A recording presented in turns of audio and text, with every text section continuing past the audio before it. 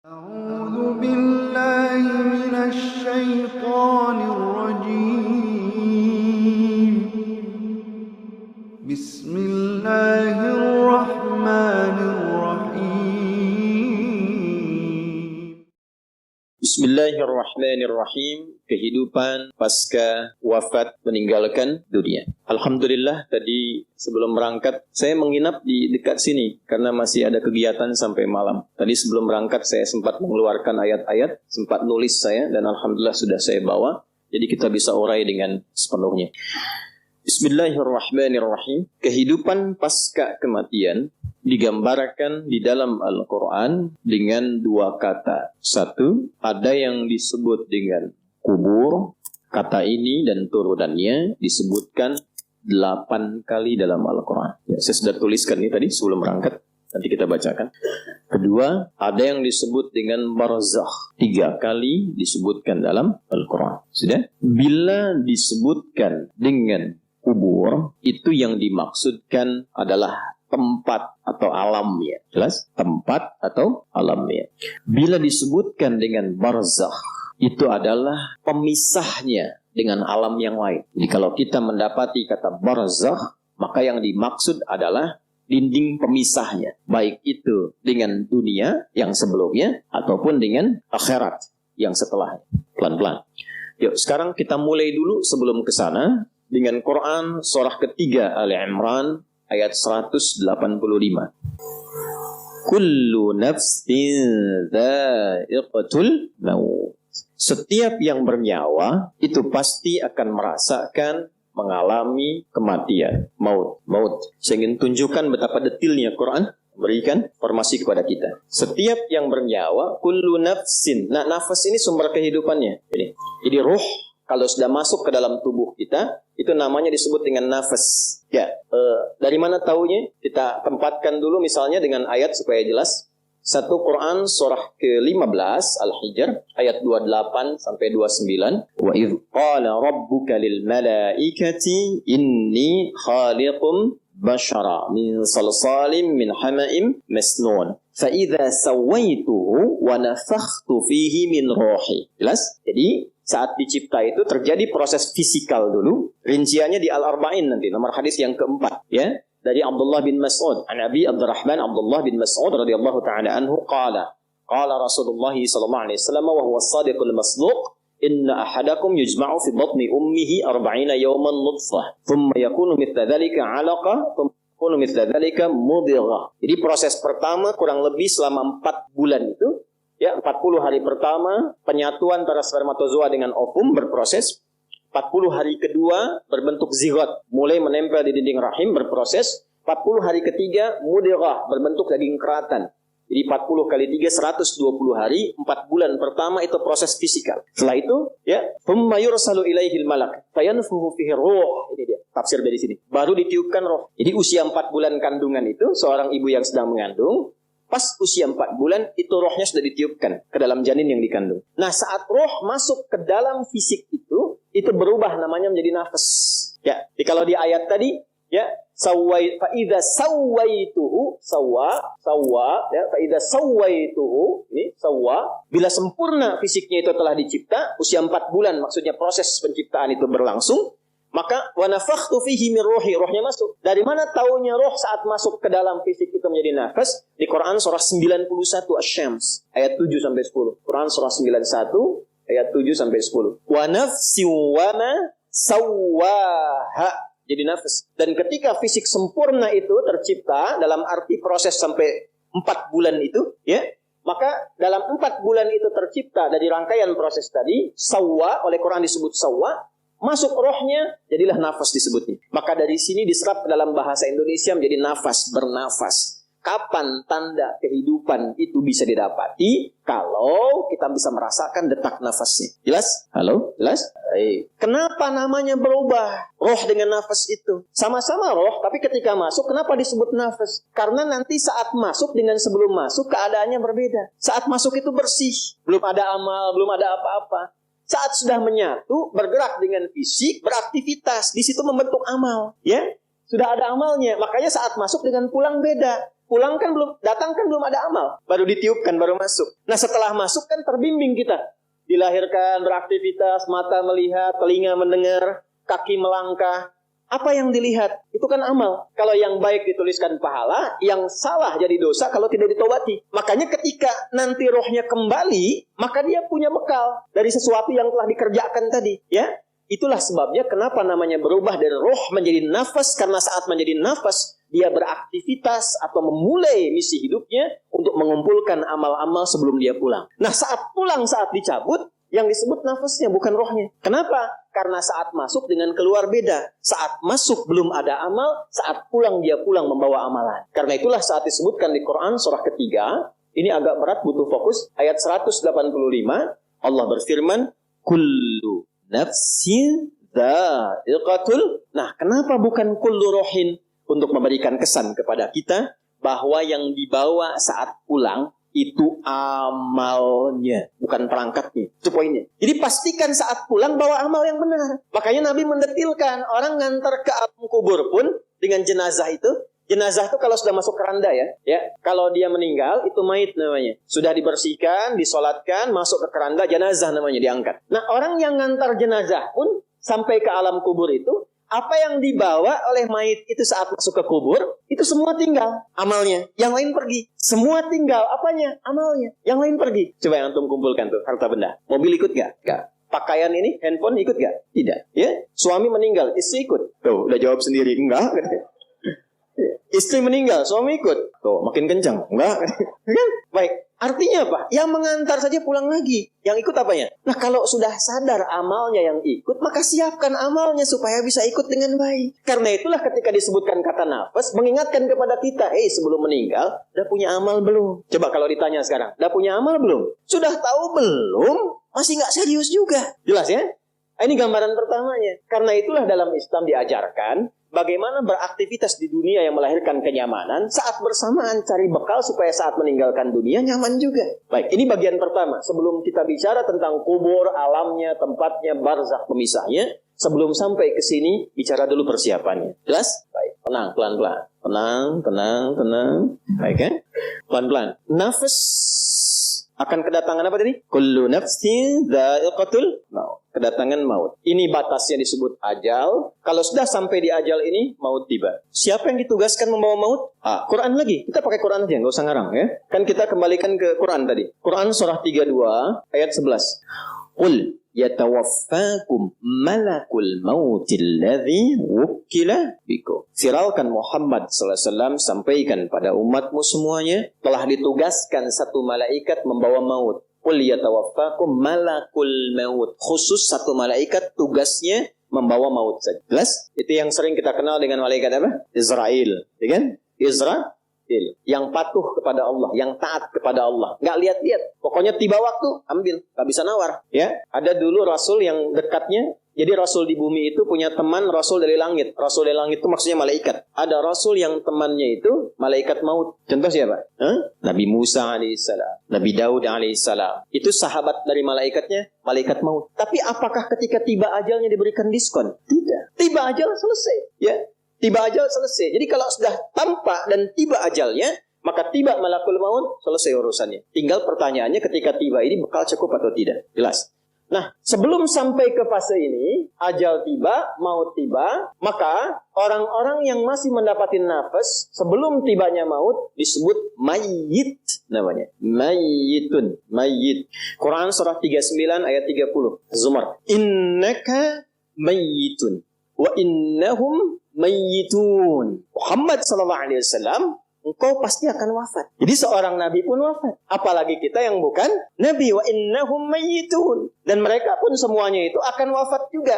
Jadi orang hidup yang belum wafat disebut apa namanya? Mayyit. Calon mayit. Akan meninggal. Jadi jangan takut dengan kematian. Karena ditakutin pun percuma. Meninggal juga. Gerbang pemisahnya kan kematian. Ya, karena itu orang beriman gak takut meninggal. Yang takut meninggal itu cuma satu aja.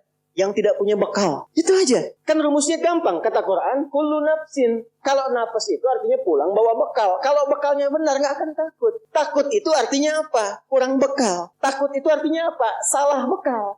Takut itu artinya apa? Nggak punya bekal. Dan biasanya orang yang nggak punya bekal itu sulit pulang. Kan mudik kemarin begitu kan? Kalau nggak ada bekal nggak pulang kan? Ya, ditarik pulang pun susah kan? Baik. Nah sebaliknya orang yang punya bekal itu menyiapkan dirinya untuk pulang. Karena itulah jadilah mayit yang benar. Cari bekal sebaik-baiknya untuk apa? Pulang. Nanti kita pelajari. Kita urutkan dulu satu-satu supaya detil. Jadi kita temukan mayit. Ini masih ada nafasnya.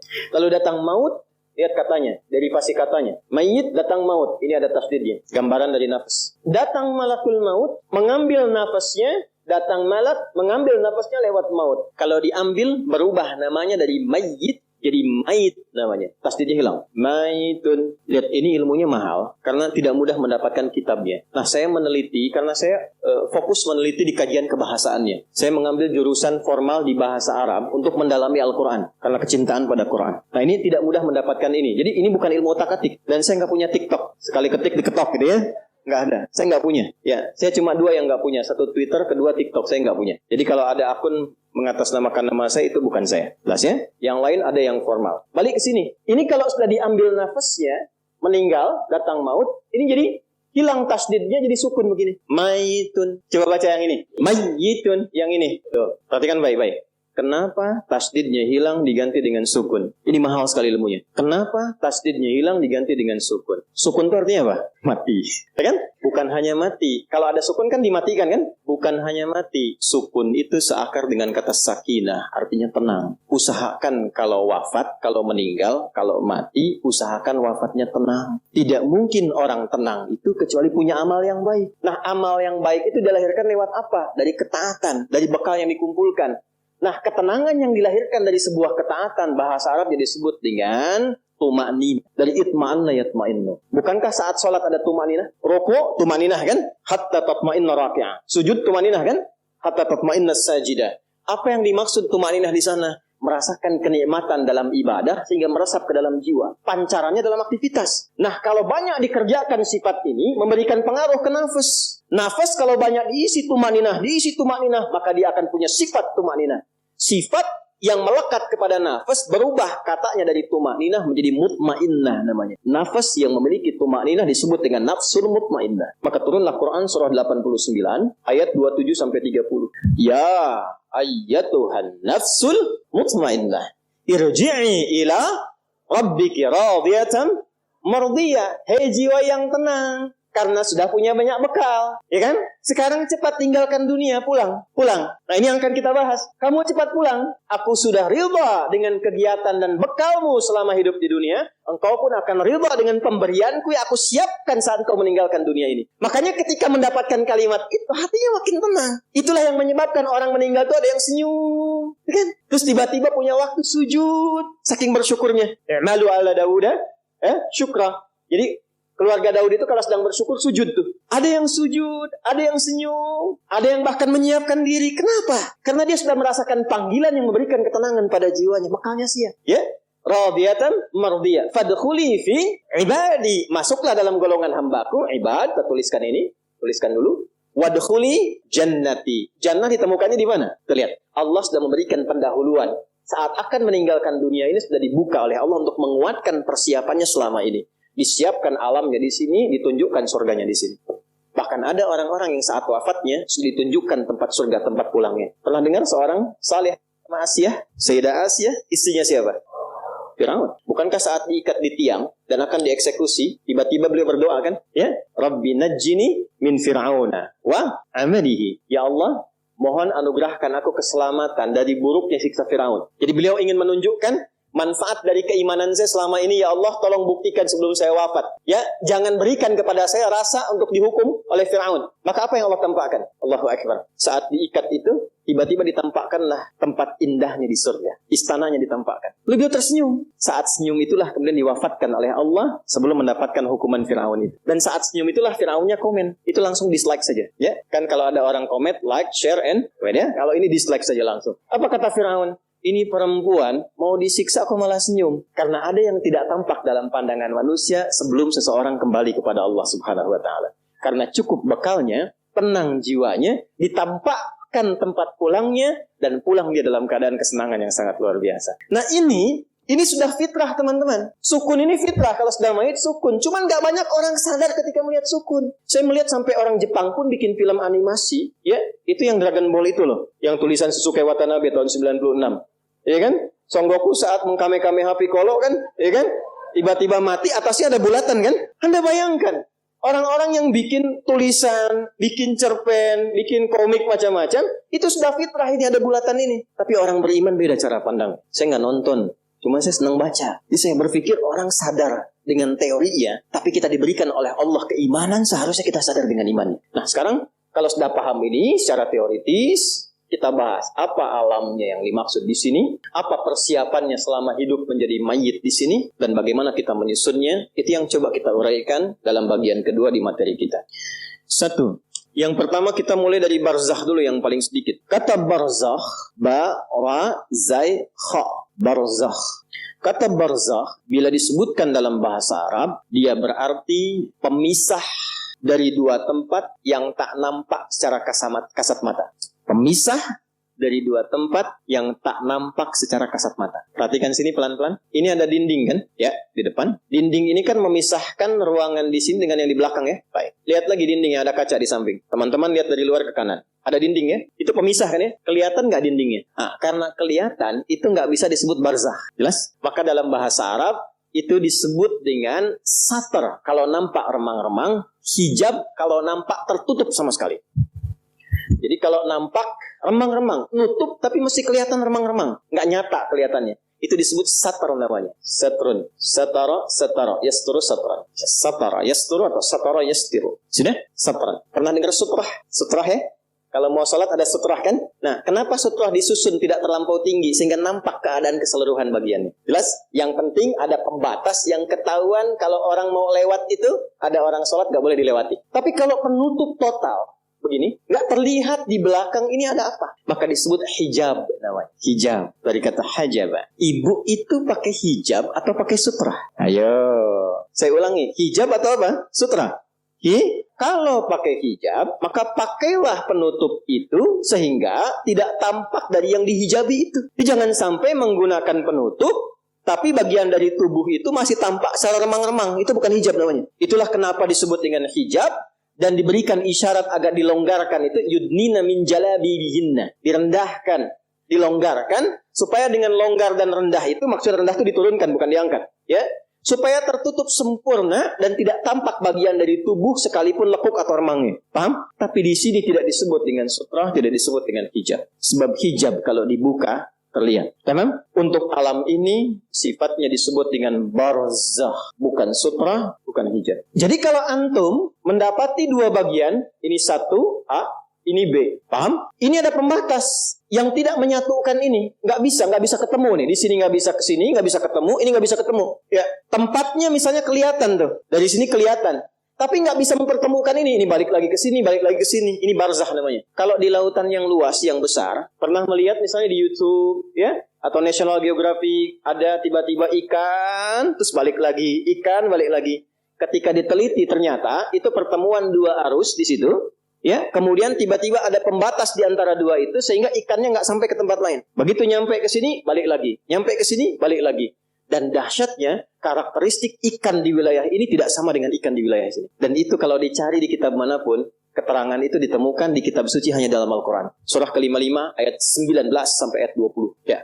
Marajal bahraini yaltaqiyan bainahuma barzakhul la yabghiyan. Allah pisahkan dua arus air dalam lautan itu, ya, marajal bahraini yaltaqiyan, yang keduanya itu ya nggak bisa menyatu, ketemu di satu titik tapi nggak bisa nyatu. Kenapa nggak bisa bersatu? Bainahuma barzakhul la yabghiyan, karena keduanya ada dinding pembatas yang tak nampak secara kasat mata. Jadi nggak kelihatan dindingnya, pemisahnya nggak kelihatan, tapi alamnya ada, ya. Pemisahnya nggak kelihatan, alamnya ada. Tempatnya kelihatan, tapi alamnya nggak kelihatan, pemisahnya ada. Sehingga ikan itu kelihatan oleh kita nih. Ini arus ini, arus ini. Cuma balik aja, balik.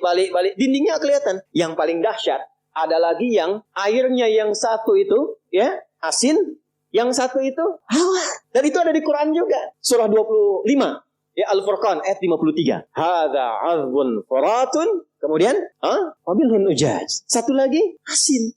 Yang ini tawar segar, yang ini apa? Asin. Itu di Quran surah ke-25 Al-Furqan ayat 53. Pelan-pelan. Balik lagi. Nah, yang ingin saya katakan adalah kalau disebutkan barzakh, jadi ada dinding pemisah yang tak nampak pemisahnya ini. Cuman kalau dilihat tempatnya, ada tempatnya. Cuman keadaan di tempat itu kita nggak tahu apa. Karena ada pemisahnya. Nggak bisa merasakan yang ada di dalam. Kecuali kalau sudah sampai ke tempat itu. Ketika disebutkan barzakh dalam Quran, ini ingin memberikan penekanan pada batas kehidupan yang terpisahkan. Dan kita nggak akan pernah kalau sudah ke situ balik lagi karena ada pemisahnya. Intinya apa? Kalau sudah masuk ke alam ini, kenapa disebut dengan barzakh? Anda tidak akan pernah punya peluang untuk kembali lagi. Diam di sini, kelihatan oleh orang yang masih hidup, ditanam di dalamnya, di alamnya, di tempatnya. Tapi Anda sendiri dan kita yang hidup tidak akan pernah bisa saling melihat apa yang dirasakan.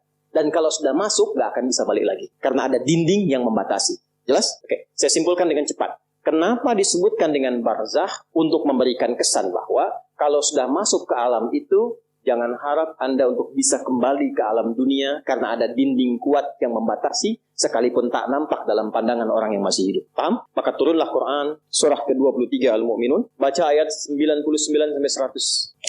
Khususnya di ayat ke-100 ini. Ayat 100-nya di ujung ayatnya. Min waraihim barzakhun ila yaumi yub'atsun. Ada? Baik, saya percepat saja. Dan ketika datang kematian itu, lalu orang-orang yang tidak yakin dengan kematian itu, kehidupan setelah kematian, karena dia banyak menikmati dunia, tidak siap-siap dengan bekal akhirat, tidak siap-siap dengan bekal ke alam kuburnya, tahu meninggal tapi nggak menyiapkan bekal untuk meninggalnya, maka dia kaget pada saat dia meninggal itu dan dia berkata, qala rabbirji'un. Ya Allah, pengen balik lagi. Pengen balik lagi. Bahkan nanti di surah Al-Munafiqun itu jelas dikatakan, ya, fa'asaddaqa wa aqum minas salihin. Di sini juga nanti 100-nya begitu, amal salihah. Ya Allah, berikan saya kesempatan, saya pengen mengganti semua kegiatan saya selama hidup sebelum meninggal. Berikan kesempatan sekejap saja, saya ganti semua dengan yang saleh, yang kau ridai. Jadi Allah ingin menekankan bahwa jangan sampai ada penyesalan setelah masuk ke alam kubur ini karena ada dinding pemisah yang tidak bisa membuat Anda itu kembali lagi ke dunia. Jadi mumpung belum masuk, siap-siap. Karena kalau sudah masuk ada pemisah yang kuat yang nggak bisa mengembalikan lagi kita ke dunia. Jelas sampai sini? Kalau mendengar kata barzakh, ini akan dimaksudkan. Kalau mendengar kata barzakh, maka ingat-ingatlah bekal apa yang sudah kita kumpulkan agar tidak menyesal setelah masuk ke alam kuburnya. Itu maksudnya. Saya ulang, kalau mendengar kata barzakh, maka segera tancapkan ke dalam jiwa untuk mengingat bekal yang telah kita kumpulkan. Karena kalau sudah masuk ke alamnya yang disebut dengan kubur, ada dinding pembatas yang akan menghalangi kita untuk kembali lagi ke tempat yang pernah kita beraktivitas. Tak akan mungkin bisa kembali. Apalagi kalau Anda menyelam ke lautan. Atau misalnya melihat tayangan. Tiba kemudian disebutkan di channel pengetahuan. Ini ada dinding pemisah. Ikan-ikan gak bisa masuk ke situ. Dia balik lagi. Maka segeralah berpikir. Itulah yang ditampakkan oleh Allah setelah kita wafat. Ada dinding pemisah yang tidak akan pernah menjadikan kita kembali ke tempat asal. Paham? Yuk kita simpulkan. 1. Kesimpulan pertama, Allah menekankan dengan kata barzakh kepada setiap insan beriman.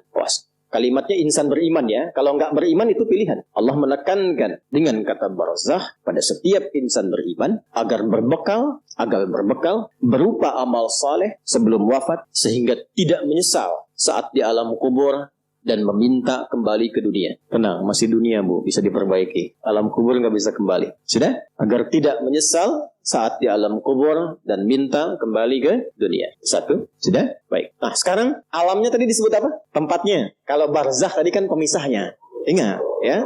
Nah, alamnya apa? Kubur. Tempatnya apa? Kubur. Oh, karena belum masuk kita ya. Barzakh itu pemisahnya. Saleh, salihah, ya? Barzakh itu apa? Pemisahnya. Kalau alamnya apa? Tempatnya apa? Nah, alam itu tempat. Alam itu tempat. Kenapa tempat disebut alam? Dari kata alima, kata alamat, penunjuk. Karena di tempat itu Allah menunjukkan tanda kebesarannya. Jadi setiap kita masuk ke tempat tertentu, mesti kenal di mana setiap tempat yang bisa mendekatkan diri kita kepada Allah. Makanya kalau jalan-jalan, cari tempat yang bisa mendekatkan diri kepada Allah. Kalau belajar di tempat yang bisa mendekatkan diri kepada Allah. Karena itulah tempatnya disebut dengan alam, ya, alam dunia, alam akhirat, alam hewan, alam tumbuhan, dijamakkan jadi alamin. Siapa yang punya alamin? Siapa yang merawat? Yang punya, yang merawat, yang memberikan kebutuhan disebut Rabb. kita memuji setiap hari 17 kali Alhamdulillahi Rabbil. Tapi yang muji ini nggak kenal Allah, itu anehnya. Atau barusan sholat, tapi cari tempat yang menjauhkan dia dengan Allah. Itulah sebabnya kenapa disebut dengan alam. Kalau sudah muncul tanda kebesaran Allah, berubah dari alam jadi ayat namanya. Makanya kalau ke alam kubur, jalan-jalan ke kuburan lihat, itu mesti mampu mendekatkan diri dengan Allah. Bagi insan beriman. Insan beriman tuh begitu melihat nih kubur, ini alamnya.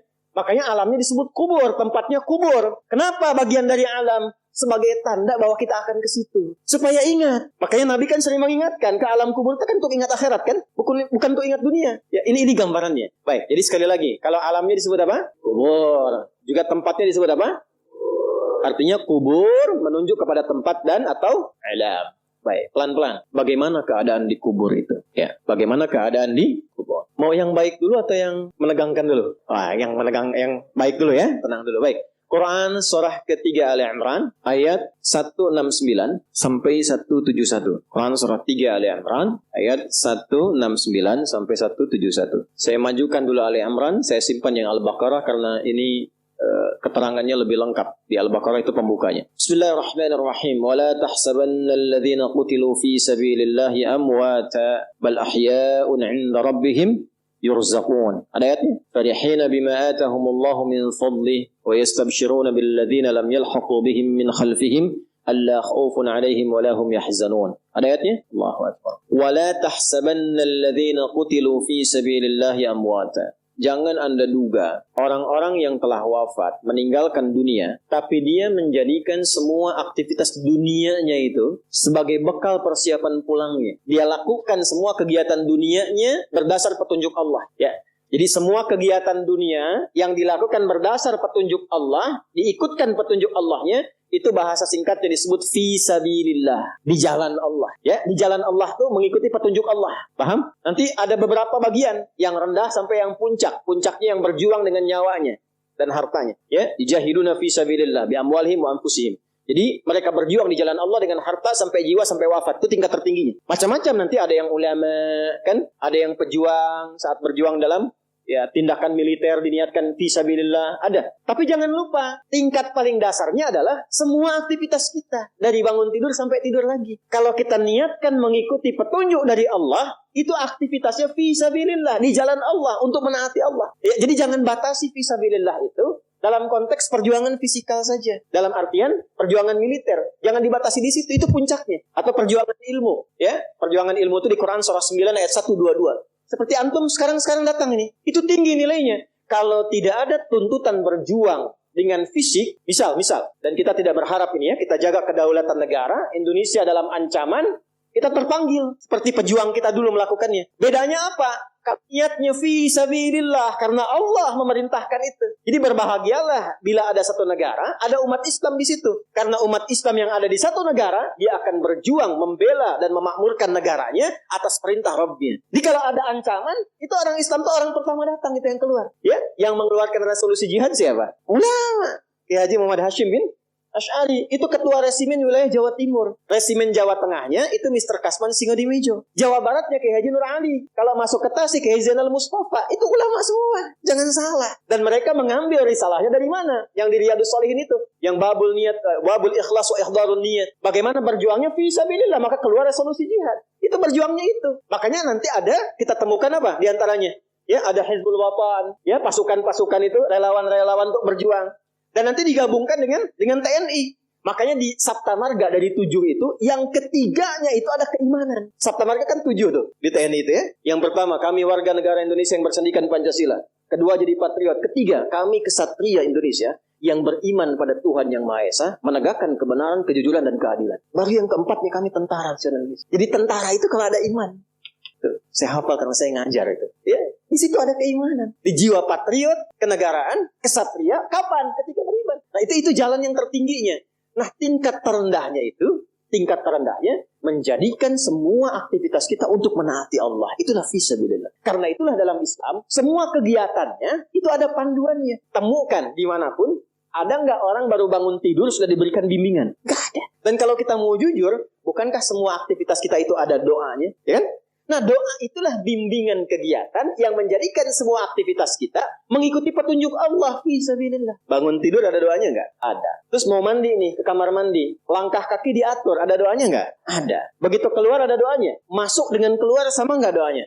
Berpakaian ada doanya nggak? Antum mau kerja cari nafkah, ada doanya nggak? Dibaca nggak? Tuh. Katanya pengen berkah, pengen dilindungi Allah, tapi nggak dibaca. Aneh manusia zaman sekarang nih.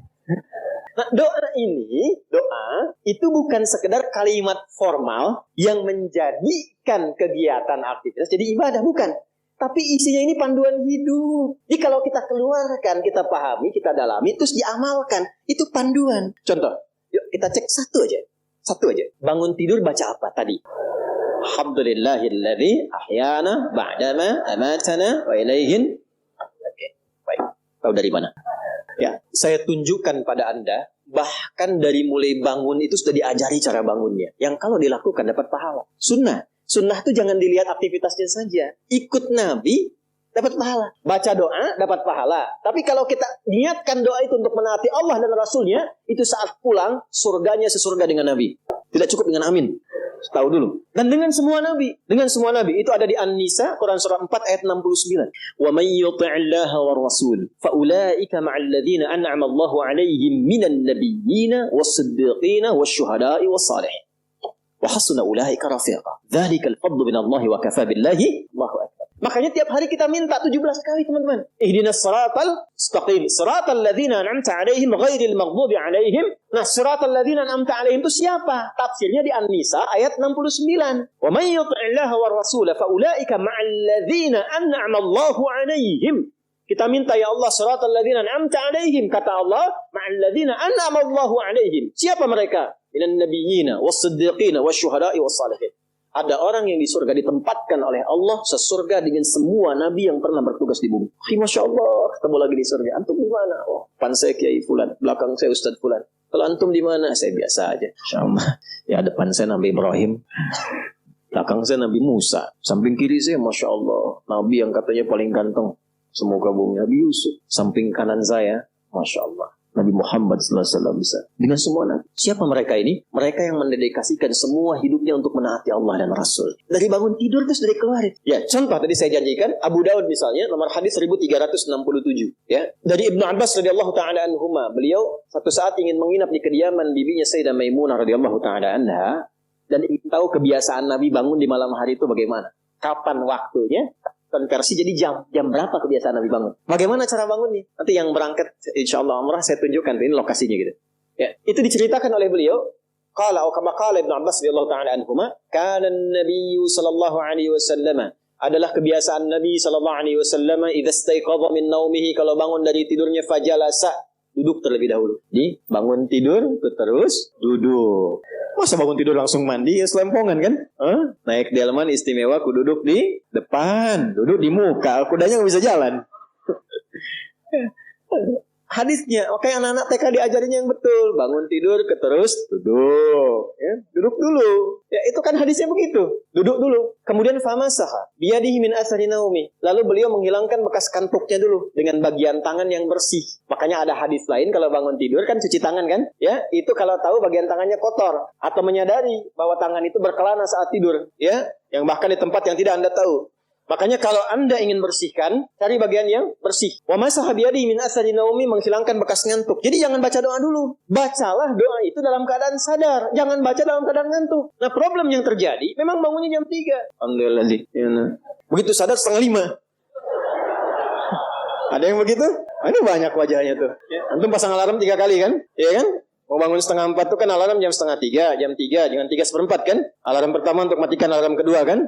Alarm kedua untuk siap-siap kan? Gitu. Nah, di hadis sudah diajarin kalau bangun, ngantuknya hilangin dulu. Kalau nyambung ke sebelumnya tuh luar biasa. Atur waktu, jangan terlalu lama untuk istirahat itu, jangan begadang kecuali ada perlunya. Betul, itu narasi hadis. Begadang jangan, begadang boleh kalau ada.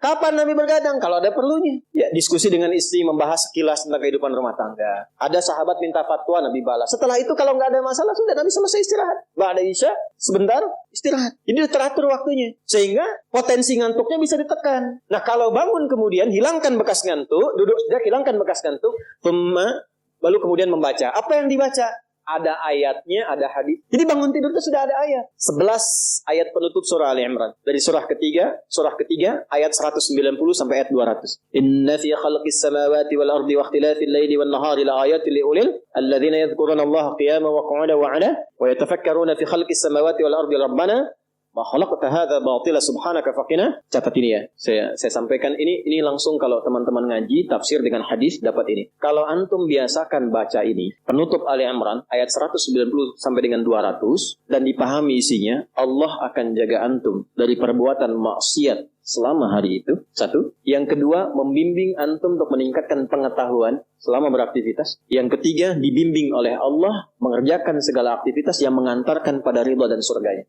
Itu makna yang Ali Imran di penutupnya itu. Makanya kalau benar paham ayat ini, gak ada pelajar yang bangun kecuali pintar di hari itu. Karena di situ ada ayat-ayat untuk riset, untuk manung, untuk berpikir. Gak ada orang berbuat maksiat di hari itu. Karena ada ayat taubat di ayat itu. Mudah-mudahan gak wafat dalam keadaan sedang maksiat sehingga terancam neraka. Dan minta ya Allah wafatkan kami seperti orang baik yang wafat sebelumnya. Sehingga terjaga hari itu. Dan terjamin ketika beraktivitas keadaannya baik. Karena dia senang dengan membangun silaturahim, membangun kesabaran. Wasabiru warabitu wattaqullaha la'allakum tuflihun, dan cenderung bahagia. Nah, untuk mengawali doanya itu supaya komitmen, maka ditanamkan dalam dirinya satu komitmen kuat. Maka disampaikanlah oleh sahabat Jundub bin Junadah dan Mu'adz bin Jabal radhiyallahu ta'ala anhuma dalam Al-Bukhari nomor hadis 181.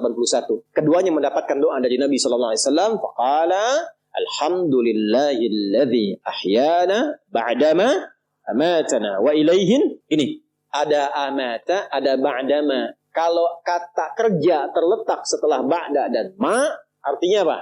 Artinya pekerjaan itu tidak terjadi. Jelas? Tapi yang terjadi adalah inspirasi dari aktivitas itu untuk aktivitas yang lain. Perhatikan. Alhamdulillahilladzi ahyana ba'dama amatana. Setelah ada kata ba'dama, ada amatana.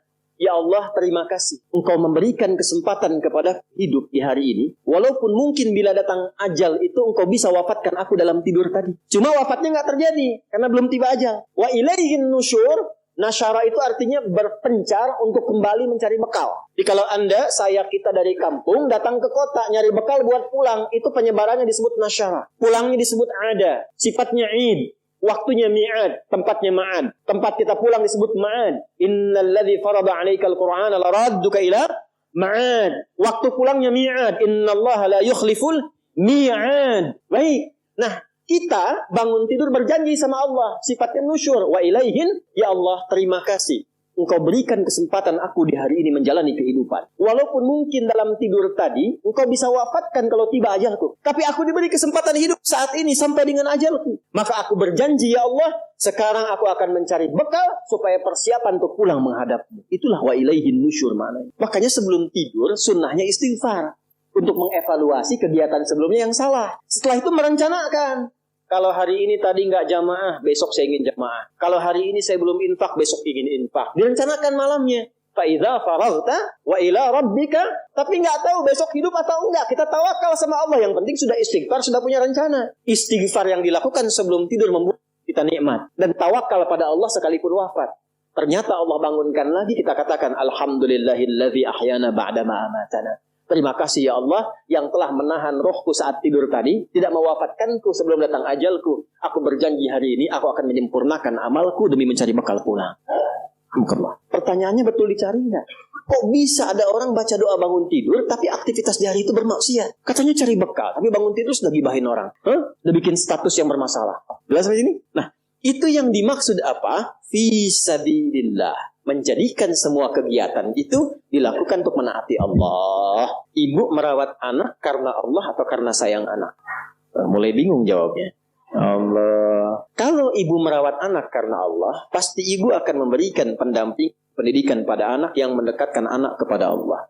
Sekarang lihat buktinya sampai anak itu tumbuh. Kenal Allah? Gimana sholatnya? Gimana hubungannya dengan Quran? Kenal dia dengan nabinya? Kenal tidak dengan sahabat Rasulullah SAW. Antum nih anak-anak muda yang masih belajar. Antum belajar tuh karena Allah, karena ijazah. Allah. Gimana masuk kampus antum tuh? Kalau benar karena Allah, maka sifat-sifat yang Allah sampaikan lewat Nabi pasti diikuti. Belajar yang serius, harus sampai paham. Nggak ada masuk kelas, keluar nggak paham. Umat Islam nggak begitu. Nabi kan ajarkan masuk kelas, duduk paling depan. Nggak paham, tanya. Baru keluar setelah paham. Dapat paham itu, amalkan ilmunya di tempat ia tinggal. Nyambung semua. Ini duduk paling belakang. Nggak pernah nanya. Ujian pinjam catatan teman. Terus karena Allah, fisabilillah. Ya kan? Walaupun memang orang Indonesia itu anugerahnya luar biasa. Saya sering sampaikan untuk motif. Bersyukurnya kita jadi orang Indonesia. Allah tanamkan banyak sekali kelebihan-kelebihan. Kita beragam. Sehingga pengalaman keberagaman ini dibawa kemanapun bisa menyusul. Lalu lidahnya ringan. Karena di kita ini sukunya banyak, pulau banyak kan? Pulau 13.667 pulau kan? Itu belum termasuk Pulau Gebang, Pulau Gadung, ya kan? Pulau Kapuk dan sebagainya. Nah, karena banyak ragamnya, lidahnya terlatih komunikasi. Jawa ketemu Sumatera, lidahnya dilatih. Sumatera ketemu Kalimantan. Kita tahu ini dialeknya, tapi lidah kita tanpa terasa dilatih. Akhirnya apa? Belajar bahasa apapun mudah. Saya perhatikan nampaknya di dunia ini, di antaranya saya baru temukan orang Indonesia yang cepat belajar bahasa apapun seperti penuturnya. Kalau dia bicara nggak kelihatan orangnya, bicara bahasa Inggris misalnya, "Hey John, where have you been?" Itu nggak tahu kalau orang Cipanas. Betul. Dia ngobrol bahasa Arab kayak halak ya Muhammad. Dia nggak tahu kalau itu orang Cimahi misalnya. Ya itu saking mudahnya. Silahkan lihat orang India bicara bahasa Inggris. Ketahuan Indianya. Gitu. Orang Cina bahasa Arab ketahuan Cinanya. Tapi akan lebih mantap lagi kalau sunnahnya kita ikuti. Begitu diikuti tuntunannya fisabilillah. Yang ingin saya katakan, orang-orang yang menjadikan kegiatannya karena Allah, kerja karena Allah, menjabat karena Allah, punya harta karena Allah, maka saat wafat dan masuk ke kubur ini, tadi Quran surah ketiga ayat 169 sampai dengan 171. Jangan dikira orang-orang yang wafat, yang kegiatannya sebelum wafat dijadikan karena Allah, wafat begitu saja. Ayat ini turun untuk merespon dugaan orang yang meninggal waktu berjihad dengan Nabi, lalu wafat dalam perjuangan fisabilillah, yang berjuang, berperang. Ini ayat tentang perang Uhud. Meninggal, mereka mengatakan tuh kan, dengan Muhammad sia-sia tuh. Meninggal aja udah, mati aja. Ngapain ikut-ikut Muhammad SAW? Kalah juga kan, mati juga kan? Maka turunlah ayat-ayat ini untuk memberikan penguatan kepada umat Islam. Kalian yang nggak ikut berperang pun meninggal juga kok. Ya kan? Kalian yang duduk ngopi pun meninggal juga kok. Karena di antara mereka ada yang mengatakan lebih baik duduk-duduk, ngopi-ngopi, teh-teh aja katanya. Daripada ikutan begitu. Kalian meninggal juga. Mau sembunyi di tempat yang dilapis baja pun meninggal juga. Kalau sudah tiba ajal, wafat. Tapi bagaimana meninggal yang berkualitas? Maka turunlah ayat ini memberikan penjelasan. Mau yang ikut di militer, yang belajar, yang merawat di rumah tangga, yang bekerja, meninggallah dalam keadaan berkualitas. Sehingga dimuliakan di alam kuburnya. Jangan kira orang yang wafat, yang menjadikan hidupnya fi sabilillah, wafat begitu saja. Bal ahya'un 'inda rabbihim yurzaqun. Mereka diberikan kenikmatan berlimpah di alam kubur. Jadi ada kehidupan setelah kematian. Yang dimaksud mati, wafat, maut, meninggal itu adalah meninggalkan dunia. Jadi berpisah kehidupan kita di dunia, memasuki kehidupan baru di alam kubur. Jadi di alam kubur itu bukan diam begitu saja, ada hidup lagi. Ya. Wafat itu maksudnya meninggalkan dunia. Nah, kematian itu gerbang pemisah dunia. Ruhnya tercabut, selesai, dunianya selesai. Jadi yang dimaksud meninggal itu meninggalkan dunia, membebaskan kita dari kehidupan dunia, selesai dunianya. Seperti di dunia ada kehidupan kan alam dunia. Kubur pun disebut alam, ada kehidupan di dalamnya. Cuma hidupnya bagaimana? Ya, seperti antum di dunia ini kalau ingin sukses, ingin bahagia, berbekal, bekerja, beraktivitas. Nah di alam kubur pun itu ada asbabnya. Mesti berbekal juga. Apa di antara bekalnya? Saya ingin motivasikan dulu. Ada orang begitu gembiranya mendapatkan limpahan dari hasil berbekalnya saat di dunia. Yastabshiruna. Billadzina lam yalhaqu bihim min khalfihim alla khaufun 'alaihim wa lahum yahzanun. Kalau mereka mampu, yastabshir bukan basyara. Ada basyara, ada istabsyara. Beda. Kalau basyara, orangnya masih hidup, minta disampaikan pada yang lain yang hidup.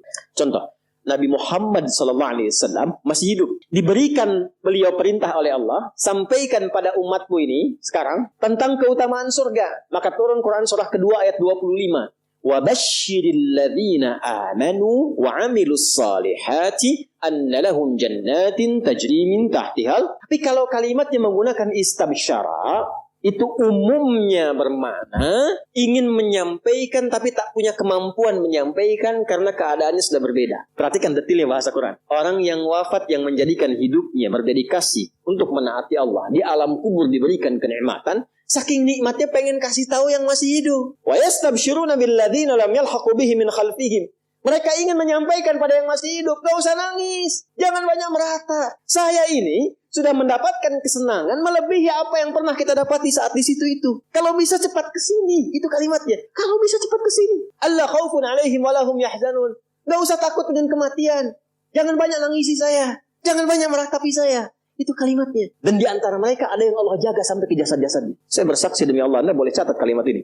Saya kemarin waktu ke Mekah, alhamdulillah Allah tunjukkan beberapa. Ya, saya di antaranya berziarah ke makam Kiai Haji Maimun Zubair Bahmun, termasuk ke ibunda tercinta Sayyidah Khadijah. Ya, Sayyidah Khadijah radhiyallahu taala anha. Ini ya enggak apa-apa disebarkan juga karena memang saya mengalami dan saya menyampaikan. Saya begitu melewati pemakaman-pemakaman, lalu di makamnya Mbah Mun itu, kemudian kita di situ berdoa kebaikan. Ya kan adab kita kalau sama ulama nggak mungkin minta ampunan. Adabnya kan tambahkan kemuliaan, tambahkan cahaya, gitu kan? Dan telah selesai kan? Baik. Itu bau harum yang saya dapat. Wangi.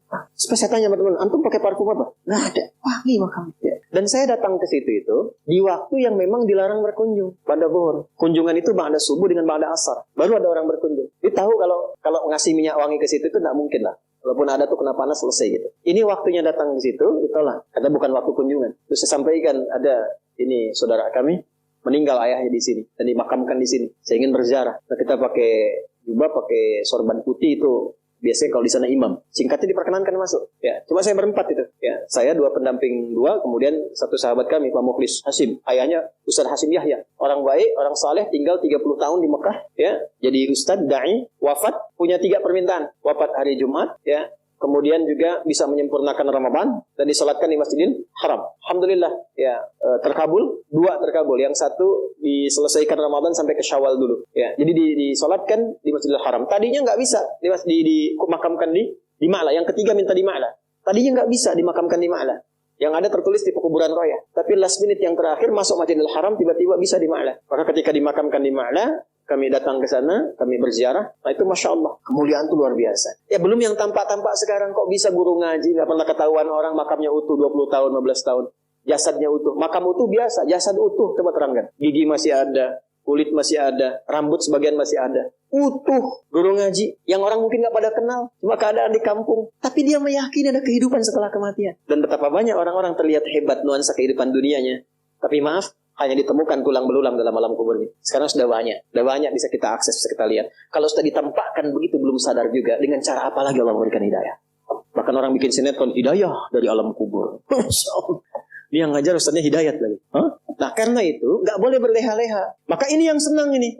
Kalau nggak percaya, ikutin aja dulu. Nggak ada ruginya atau meninggal juga. Nggak ada ruginya kan? Atau meninggal juga. Dan kegiatan kita nggak berubah. Antum yang ke kampus juga. Cuman kita merubah caranya, kita niatkan karena Allah. Innamal a'malu niat kan tetap ke kampus yang sama, belajar di tempat yang sama, ujian dengan soal yang sama, nggak ada ruginya. Yang meningkat apa? Kualitasnya. Yang meningkat semangatnya. Meninggal juga sama-sama meninggal juga. Jadi kalau kita ikhtiarkan dari sekarang, tidak merubah keadaan dunia kita. Yang presiden tetap presiden, yang bupati tetap bupati, yang pebisnis tetap pebisnis. Nggak merubah keadaan kita. Lebih berkualitas dunianya, saat meninggal punya jaminan. Yang kasihan tuh yang nggak punya harapan. Nggak ada kehidupan setelah kubur, dunia nikmati. Terus ente setelah meninggal dunia kemana? Itu gimana nanti? Nggak punya harapan. Yang begitu jangan diikutin. Orang nggak punya harapan diikutin. Orang nggak jelas tuh jangan diikuti. Kita tuh punya dasar pengetahuan. Quran surah 17 ayat 36.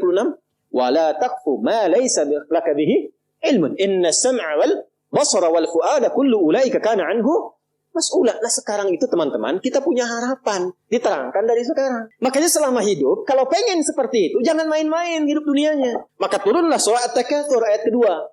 Alhaakumut taka hatta zurtumul qabir. Kalla, jangan sampai lalai. Sudah masuk alam kubur baru sadar. Nanti kamu sadar, jangan sampai menyesal saat masuk alam kubur. Maqabir itu jamak dari kubur. Hatta zurtumul maqabir. Baru nyadar setelah di kuburan. Astagfirullah wa aku minas solihin. Ya. Kalau Rabbir ji'un, ya Allah pengen balik lagi. Saya pengen merubah amalan saya. Telat Joni. Ya. Malaikat kan santai aja kan. Telat. Gak bisa balik lagi. Nah apa yang melalaikan seseorang sampai kemudian baru sadar di alam kubur? Di antaranya apa? Alhaakumut. Nah, terlalu tertambat hatinya dengan dunia. Harta. Gak dilarang memperbanyak harta. Silahkan. Banyakin. Tapi untuk apa? Fisabilillah. Taati Allah dengan harta itu. Maaf. Jangan kebayang kalau fisabilillah itu untuk infak saja. Cari kotak masjid. Ya, setanah kusir. Nggak begitu. Kan ada konsepnya. Ini untuk yang di keluarga. Bagaimana kenyamanan di rumah. Bikin rumah yang nyaman sehingga punya musalla. Ya. Anak-anak sekolahkan di tempat yang mengenal Allah. Tingkatkan kualitasnya. pakai untuk umrah, pakai untuk haji, lihat saudara-saudara di samping. Setelah itu lebarkan, baru ada babnya lagi setelah orang tua, saudara, kerabat, ada anak yatim, baru dibuka untuk umum. Itu ada petanya. Nah sekarang pandai-pandai dengan harta, antum menghitung kebutuhan sebulannya berapa, tabungan pemetaannya berapa. Nah yang lewat dari situ, itu titipan Allah, bekal antum untuk mendapatkan ridhonya. Sebelum diambil, antum gaji 30 juta, kebutuhan rumah tangga 15 juta, tabungan 5 juta. 10 juta itu bekal tabungan antum tuh akhirat. Maka babnya keluarkan di Quran. Apa bab ibadah lewat harta? Tunggangi itu. Jangan terlalu bergantung. Nanti begitu meninggal baru sadar. Mau balik lagi nggak bisa. Antum sekarang punya kedudukan. Satu saat hilang kedudukan itu. Pelajari bab tentang fikih kedudukan. Bagaimana menaati Allah lewat kedudukan. Bikin kebijakan yang baik. Sebelum meninggal. Antum lagi belajar sekarang. Taati Allah lewat ilmu. Bagaimana cara belajar yang benar. Sebelum meninggal. Bahkan ada orang meninggal sebelum wisuda. Saya punya adik murid. Rajin juga dengan kami itu. Saat di Libya, di Tripoli. Itu saat masuk belum hafal Quran. Harapannya pengen hafal Quran. Minimal 2 tahun saat itu. Saya masih ingat orangnya itu Masya Allah. Baik, banyak senyum. Ya saya buka lah namanya itu untuk diikuti. Ahmad Rashidi namanya. Masya Allah. Ya, itu baik. Gak pernah cari konflik macam-macam. Tenang, taat Quran aja. Di sana itu kan tiap 2 tahun kalau lulus ujian. Itu boleh pulang tuh nengok keluarga. Itu beliau itu pulang ngasih hadiah ke keluarganya dengan hafalan Quran yang telah dituntaskan selama 2 tahun di sana. Begitu pulang orang menyebutnya, dengar berita, kita nangis semua. Dengar beritanya kecelakaan, naik motor, nabrak truk, meninggal. Tapi yang Anda ingin saya tekankan pada kita semua, bahkan sebelum wisuda formal di kampusnya dia dapati, Allah memberikan wisuda dan menghormatinya dalam keadaan sebagai penghafal Al-Quran. Allah lebih menyenanginya memberikan mahkota saat kembali untuk diviralkan ke alam seluruhnya dibandingkan dia mendapatkan pujian dunia dengan wisuda dunianya. Bahkan ada orang yang sebelum khatamnya itu, sebelum selesai kuliahnya, bisa jadi meninggal. Tapi yang terbaik apa? Pernah nggak berpikir, Anda ini yang kuliah 4 tahun kan lama durasinya. Menghafal Quran itu kalau santai, itu 2 tahun teman-teman. Kemarin ada yang ikut program santai menghafal Quran. Hafal Quran 193 hari. Usianya 56 tahun. 193 hari santai. 21 tahun. Yang 56 tahun itu hafal Quran 21 hari. Rekor kemarin. Ya. Itu Masya Allah. Santai bisa hafal. Kenapa Anda ini yang belajar sekarang di kampus-kampus. Ya 4 tahun S1, 2 tahun S2, 2 tahun S3. Kenapa nggak dipakai sekalian juga menghafal Quran? Berangkat 1 ayat, pulang 1 ayat. Itu begitu di wisuda Anda hafal 30 juz. Anak ibu 6 tahun di SD itu lama sekali. Kenapa nggak diisikan Quran setiap hari? Lulus 30 juz. Dan kalau Anda meninggal jadi tabungan. Inilah hatta zurtumul maqabir. Jangan bangga mengumpul-ngumpulkan. Takasur itu gemar mengumpul-ngumpulkan. Koleksi, ngitung-ngitung. Maaf ya, nanti ngitung-ngitungnya di Al-Adiyat. Kita lihat nanti. Yang pertama, ada motivasi hidupnya mengumpulkan kekayaan dunia saja. Alhaakumut takasur. Ngumpulkan nilai, ngumpulkan gelar, ngumpulkan ijazah. Orang ustadz ngajar mengumpulkan jamaah, cuman pengen jamaahnya banyak, cuman pengen terkumpul popularitas. Sekarang mengumpulkan subscriber. Ustadz pun nggak bebas itu, nggak bebas. Hati-hati, nggak bebas dengan ini. Hati-hati. Ada yang kerja mengumpulkan harta aja, ya. Ada yang mengumpulkan hitung sebanyak-banyaknya sampai lupa tidak menjadikan semua itu sebagai bekal pulang. Selanjutnya, Al-Adiyat ayat 9. Afala ya'lamu idza bu'athira ma fil wa husila ma fis. Ini untuk pelaku maksiat. Yang banyak berbuat maksiat, apa nanti nggak malu dan nggak khawatir kalau itu diungkap di alam kuburnya? Silahkan Anda tutup-tutupi saat di dunia. Tapi kalau nggak ditobati, di alam kubur akan terasa. Saya ulangi, di alam kubur akan terasa. Silahkan tutupi. Jadi ada 2 tipe pelaku maksiat ini. Yang pertama, pelaku maksiat yang menutupi kemaksiatannya tapi tidak tobat. Ya, awas, ini tipe pertama. Yang saya maksudkan pelaku yang tidak tobat ya, bukan yang tobat. Jadi pelaku maksiat, dia sadar dia maksiat. Dia bisa tutupi dari manusia, tapi dia pilih nggak tobat. Nah ini nanti akan diungkap di alam kubur dan diberikan satu muqaddimah azab nerakanya. Yang kedua, pelaku maksiat yang sadar dengan maksiatnya dan secara terbuka dia bermaksiat karena merasa kuat dengan menunaikan mengerjakan perbuatan maksiat itu. Ya, biasanya nanti ada kita akan lihat nih. Ya, nanti di Quran banyak tipenya. Ada yang punya kedudukan, ada yang punya harta, karena merasa banyak harta dia bisa bayar, bisa bayar sehingga nyaman dengan maksiat. Ya, terancam, bayar, selesai. Ada yang mau menyakiti, bayar, selesai. Ada yang mau protes, bayar, selesai. Dia merasa bisa bayar, itu ada. Dan tokoh tertingginya Qarun kan? Ya, tokoh tertinggi siapa? Nanti ada ayat di Quran, banyak sekali, banyak. Termasuk nanti fase Madinah. Ya, di Ali Imran itu banyak sekali. Yang kedua yang punya kedudukan. Ya, contoh tertingginya Firaun. Dia merasa punya kedudukan, merasa punya segalanya. Setelah itu dia tampakkan kemungkaran, berbuat maksiat karena merasa bahwa tidak akan ada yang bisa menghalangi dengan kedudukan itu. Ya, tolong jangan dipotong videonya ya, karena ini musim-musim nanti mau pemilu, mau macam-macam tuh ya. Nah, saya ingatkan tuh, hati-hati loh. Ini bahasan An-Naba bukan macam-macam. Ya, nanti saya di akhir saya ingatkan lagi. Sekarang sudah mulai itu, ada potongan-potongan buat macam-macam. Saya tidak terkait dengan itu sama sekali ya. balik sini. Nah itu dua tipe seperti itu. Turunlah kemudian surah Al-Adiyat di salah satunya. Afala ya'lamu idza bu'athira ma fil wa husila ma fis, akan diungkap satu saat. Kalaupun Anda tutupi. Tapi bagi yang terakhir, perhatikan baik-baik. Bagi yang merasa nyaman dengan kekuatannya, baik itu kedudukan ataupun harta, sehingga terang-terangan berbuat maksiat dan merasa tidak ada yang mampu untuk mencegahnya, itu saat masuk kuburnya langsung ditampakkan neraka pagi dan petangnya. Di surah Ghafir, surah ke-40, ayat 46. An-naru yu'raduna 'alaiha ghuduwan wa 'ashiyyan. Hati-hati, ya, hati-hati. Wa yauma taqumus sa'atu adkhilu ala fir'auna asyaddal adzab. Ya, dicontohkan langsung Firaun dan koleganya. Kolega Firaun itu ada beberapa jenis. Satu, pemodalnya, pengusaha yang zalim. Itu namanya Qarun. Jadi biasanya kalau ada penguasa zalim di backing oleh pengusaha gelap misalnya, itu sudah komplit tuh keburukannya, ya. Nah ini dikisahkannya dengan Qarun yang pengusaha gelapnya. Kemudian ada pemikir yang menyimpangnya, ya, pemikir yang menyimpang. Jadi ada intelektual yang hanya menguatkan kebijakan-kebijakan buruk saja supaya ini jalan, orientasinya dunia, ya.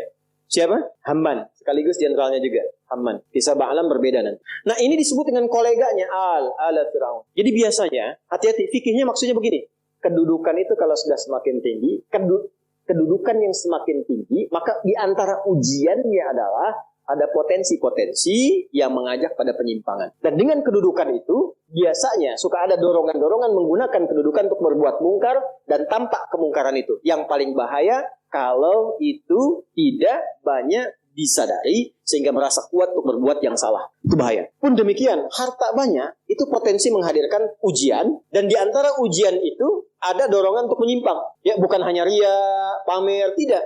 Tapi menggunakan harta dengan cara yang tidak benar. Nyogok, menghambat keburukan, bagus. Tapi mendatangkan kemaksiatan, buruk. Yang lain lagi apa? Ilmu bagus, tapi ditempatkan di tempat yang tidak bagus, bahaya. Nah, orang-orang seperti ini menggunakan ilmunya untuk bermaksiat terang-terangan. Ya, bahkan nanti ada yang menggunakan ilmunya untuk membela orang menyimpang. Ada. Ya, di zaman Nabi itu ada buzzer. Zaman Nabi. Ya, yang memang dibayar untuk apa? Untuk menjegal dakwahnya Nabi dan untuk memberikan satu gambaran buruk, citra buruk tentang Nabi. Buka surah Ali Imran ayat 107, 108, 109, 110. Ya, sudah? Ada yastakhfuna minan nasi wa la yastakhfuna minallahi wa huwa ma'hum idh yubayyituna ma la yarda minal qaul. Jadi kerjaannya apa? Kerjaannya kumpul-kumpul. Mereka menganggap bahwa itu aman dari Allah, ya, untuk merendahkan Nabi. Mereka merasa punya pelindung, ya. Awas, mereka punya rasa punya pelindung. Ayat sebelumnya kan wala tujadil 'anil ladzina yaqtanuna anfusahum. Itu kecaman kepada orang-orang pintar yang membela orang-orang yang suka menyoal. Jadi ada buzzer yang kalau malam-malam suka kumpul, suka merumuskan bagaimana cara merendahkan Nabi, bagaimana cara merusak citra Nabi. Nah, setelah mereka tampil, itu dibela, di backing orang-orang pintar yang bahkan menguatkan tindakan mereka. Dan saking sayangnya di antara mereka ada yang mengaku muslim. Itulah yang masuk pada golongan Abdullah bin Ubay bin Salul yang munafik itu. Nah, kalau nggak disebutkan kapan kejadiannya, siapa orangnya, itu tandanya akan muncul lagi di kemudian hari keadaan-keadaan serupa dengan tokoh yang berbeda. Itu mesti hati-hati, ya. Nah, itu orang-orang pintar yang mengaku muslim, ya, bahkan yang non muslimnya itu diminta berpikir, ha antum haula'i, ya, tuhibbunakum wa la yuhibbunakum. Ha antum haula'i jadaltum anhum fil hayatid dunya. Engkau ini kenapa sih membela mereka dengan ilmumu? Maka apakah engkau bisa menggunakan ilmumu untuk mendebat Allah di hari kiamat nanti? Pertanggungjawabannya bagaimana? Yang pintar ditanya oleh Allah, yang kepintarannya dipakai untuk maksiat, itu akan dihisab oleh Allah. Ya, kalau bahasa bebasnya begini, coba pakai lagi kepintaranmu itu untuk membela mereka di hadapanku. Hati-hati. Nah, apa yang terjadi pada orang seperti ini? Kalau dia tidak bertobat, makanya kalau ada kita doakan. Bukan sibuk mencela, bukan menutup peluang mereka untuk bertobat. Selama masih hidup, masih punya hak untuk saleh. Makanya jangan libatkan diri kita pada perdebatan yang tidak bermutu. Jangan rendahkan orang, walaupun dia pelaku maksiat. Minimal kita doakan. Tunjukkan jalan yang benar. Setelah itu abaikan. Itu ayat Qurannya demikian. Quran surah keempat ayat 140. Ya, wa qad nazzala 'alaikum fil kitabi an idza sami'tum ayatillahi yukfaru biha wa yustahza'u biha fala taq'udu ma'ahum hatta yahudu fi haditsin ghairi innakum idzam mithluhum innallaha jami'ul munafiqina wal kafirina fi jahannam jami'a. Kalau ada orang usil menyoal agama, mengolok-olok dan sebagainya, cukup tinggalkan, jangan banyak dikomeni, jangan banyak direndahkan, jangan banyak dicaci. Mencela yang sudah tercela itu buang-buang energi. Kalau mau doakan supaya sadar. Apa perangkan yang benar, setelah itu abaikan. Quran itu indah sekali. Tapi kalau mereka nggak tobat, kita kasih tahu, ini ada ayatnya. Wah, kayak yang pernah ke alam kubur saja, ya terserah Anda. Tapi kalau nanti di alam kubur, minimal Anda tahu dulu sekarang. Ya kan? Minimal tahu dulu. Kalau mau merasakan nanti aja setelah ke kubur. Saya cuma mengingatkan apa yang Allah sampaikan. Apa yang Allah sampaikan? An-naru yu'raduna 'alaiha ghudwan wa 'ashiyya. Ditampakkan neraka jahanam pagi dan petang. Jadi setiap waktu cuma neraka aja tampak. Pernah dengar nggak kalimat ini? Nggak ada tuh siksa kubur, yang ada cuma tidur aja. Pernah dengar? Bagaimana cara menjawabnya? Gampang. Kalau ada yang mengatakan nggak ada siksa kubur, yang ada cuma tidur saja, maka tanyakan pada mereka, kira-kira kalau kamu tidur ketemu kuntilanak botak yang jeleknya naudzubillah, terus teriak-teriak di depan muka kamu, gitu, kamu pengen cepat bangun atau tidur terus? Biasanya kalau mimpi buruk bangun atau tidur terus? Bangun tuh karena takut atau tidak? Merasa tersiksa tidak? Maka tidak ada siksa yang paling pedih kecuali saat orang, berada di alam kuburnya tak bisa bangun lagi, ditampakkan neraka terus di alam kubur. Bukankah itu siksa? Jadi nggak usah bicara tentang man rabbuka man imamuka ma kita buka. Gampangnya ente kalau tidur mimpinya ketemu neraka jahanam terus dari pagi sampai terus dan nggak bisa bangun-bangun. Tersiksa nggak? Nah itulah gambaran pertama yang disampaikan dalam Al-Quran. Jadi maaf orang-orang yang maaf sekali gemar mengumpulkan harta hanya untuk pamer saja, untuk mengoleksi dunia, tak pernah punya visi hidup untuk pulang, maka mesti hati-hati. Alhaakumut takatsur. Orang yang maksiat terbuka nggak mau sadar mesti hati-hati, ya, karena cara pulangnya itu berbeda. Mobil warna merah, bukan di alam kubur di sini. Mobil warna merah, plat B 2705 TBQ. Mobil warna merah B2705 TBQ. Pemiliknya mohon untuk bisa mengabari panitia, karena pesannya cuma dibacakan ini saja. Ya. Teruskan, Quran Surah Al-Infitar ayat keempat. 3, kan 8 ya semua ya. Wa idzal quburu bu'thira. Al-Infitar ayat keempat. Apabila yang dikubur itu sudah terungkap, terbuka semua. Maksudnya selesai, terbelah. Ini kiamat. Jadi dikubur pun nggak selamanya. Ya. Ada yang pengen abadi di alam kubur? Tidak, nggak selamanya. Ya. Jadi kalau yang nikmat di alam kubur tadi, kan diberi kenikmatan ya. Kenikmatan pembuka. Itu cuma mukadimah aja Pak Bu. Insya Allah nanti kalau sudah masuk kubur, ya, insya Allah mudah-mudahan dimuliakan. Itu kalau dapat kemuliaan, itu cuma pembuka. Itu cuma pembuka saja. Mukadimah saja. Diberi kenikmatan melimpah, enak, istirahat, nyaman, dan macam-macam. Ya, itu cuma pembuka aja. Nanti satu masa selesai di situ. Wa idzal quburu bu'thira. Selesai semuanya. Balik kita ke alam lain, puncaknya ke akhirat. Nah ayat ini, Al-Infitar ayat yang keempat ingin menegaskan di alam kubur pun tidak abadi, pindah. Oh berarti yang pelaku maksiat tadi menyimpulkan, gak apa-apa kan cuma sementara mimpinya bangun. Iya Cepi, cuma saat bangun lebih dahsyat. Jadi yang dimimpi keluar semua. Terus Quran Surah Abasa, ya, Surah 80 ayat 21. Baik, pelan-pelan. Kalau tadi kan sudah diungkap ya, di kuburnya bagaimana, nikmatnya bagaimana, bahayanya bagaimana yang mengancam. Nah, sekarang kita akan masuk ke kubur tidak? Akan masuk tidak? Nah, maka di Abasa ini diingatkan. Quran Surah 80 ayat 21. Thumma amatahu fa'aqbara. Orang yang hidup itu satu saat pasti akan diwafatkan. Kalau sudah wafat akan dikuburkan. Di semua kita tidak ada yang bebas dari penungguan di alam kuburnya. Tadi tunggu. Ini CAQ semua kan calon alam kubur, kita akan masuk nih. Jadi Allah sadarkan mumpung masih hidup, dari dua kejadian tadi ambil ibrahnya, siapkan diri kita, karena kita nggak akan bisa menolak kematian. Kalau sudah wafat pasti dikubur. Teruskan dulu ya, kita agak cepat. Al-Mumtahanah ayat 13. Sudah? Ini nyambung semua ayatnya, indah sekali. Jadi kalau kita sudah sadar, ini resiko kebaikan, ini resiko keburukan, dan kita tahu akan wafat, akan dikuburkan, bagaimana cara persiapannya? Supaya nggak lalai tadi ya. Maka Al-Mumtahanah ayat ke-13. Ya ayyuhalladzina amanu, la tatawallaw qawman ghadiballahu alaihim. Qad yaisu kama yaisal kufaru min apa? Ashabil kubur. Maka jangan banyak bergaul dengan orang-orang yang menjauhkan kita dari ridha Allah Subhanahu wa taala. Cari teman yang baik sekarang. Pertama, maaf, bikin kebaikan di rumah tangga dulu. Itu kan teman hidup, ya. Awas, hati-hati. Kalau melihat istri kurang baik atau sebaliknya, jangan dihakimi, jangan difonisi.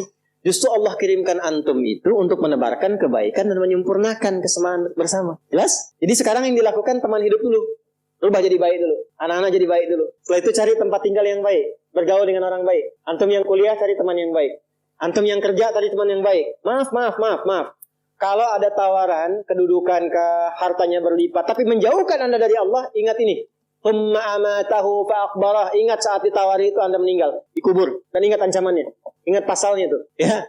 Ingat suratnya. Paham? Nah, karena itu, masukkan ayatnya. Jangan sekali-kali, menjadikan keadaan di sekitaran kita justru memperkuat datangnya ancaman Allah dan nestapa saat kembali ke alam kuburnya. Bahkan orang-orang yang tidak beriman pun, yang buruk pun, yang beriman tapi maksiat pun, itu sejatinya ketika temannya masuk ke kubur nggak mau ikut-ikutan. Makanya disindir oleh Allah.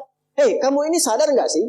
Orang yang mengajak kamu maksiat itu, lihat temannya meninggal pun, temannya wafat pun, dia nggak pengen ikut. Kadang-kadang dia abaikan. Coba lihat, ya ada pimpinan misalnya tingkat tertinggi. Lihat anak buah bawahnya misalnya, menjalankan tugas bahkan dari dia untuk berbuat salah, berbuat maksiat. Ya, apakah mengedarkan narkoba atau misalnya membackingi kegiatan yang tidak baik. Lalu tiba-tiba dia wafat. Apakah peduli atasannya? Tidak. Yang ada yang terjadi, jangan bawa-bawa atasan. Padahal dia yang nyuruh. Terus Anda mau jadikan teman yang seperti itu. Dia pada kawannya saja nggak bertanggung jawab. Dengan imannya saja dia nggak peduli. Kalau dia dengan Allah saja nggak peduli, kenapa Anda dia jadikan teman? Dan kenapa Anda menjadikannya dia teman? Kalau bahasa anak sekarang tuh begini. Allah aja dia gituin, apalagi kamu. Kan?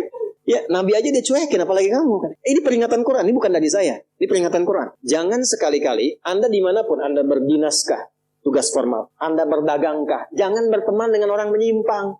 Karena saat Anda susah pun yang akan peduli. Temannya aja yang sama-sama berbuat menyimpang, dia sisihkan, apalagi Anda. Paham? Teruskan. Quran surah ke-35 Fatir ayat 22.